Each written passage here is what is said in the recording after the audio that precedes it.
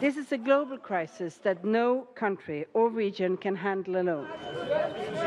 Thousands of migrants have lost their lives over the past years on their dangerous routes to Europe. Responses to large movements of migrants must be swift, coordinated, and most importantly, humane. 65 million displaced people worldwide prompts a mass movement of world leaders to New York, all armed with good intentions and soaring rhetoric. All of us can be co-workers with God. Our world will be more secure if we are prepared to help those in need and the nations who are carrying the largest burden. Australia's program of permanent refugees resettlement. There was a price for a seat at the table, new commitments to help deal with the crisis.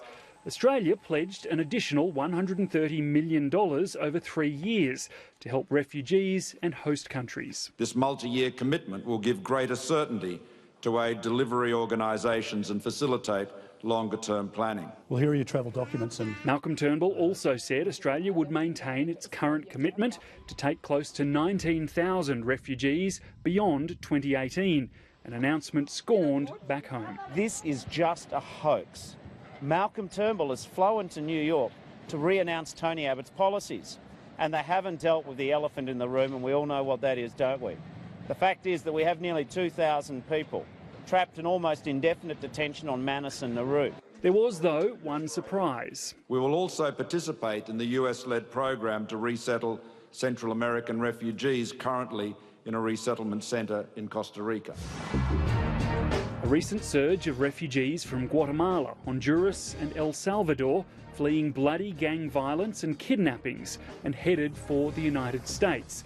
Just how many Australia will take is unclear, though the number is expected to be small and not in addition to our total refugee intake.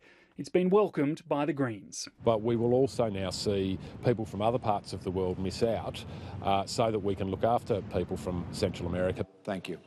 Also unclear from the announcement why Australia is getting involved. Well, the announcement was a bit puzzling, to be honest. The Immigration Minister dismissed as false any suggestion the announcement was part of a people swap deal to get refugees off Nauru and Manus Island.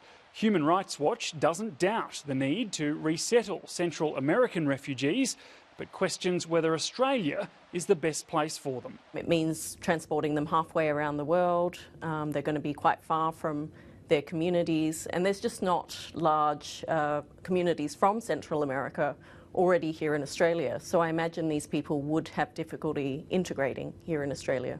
A claim seldom made by advocates for refugees.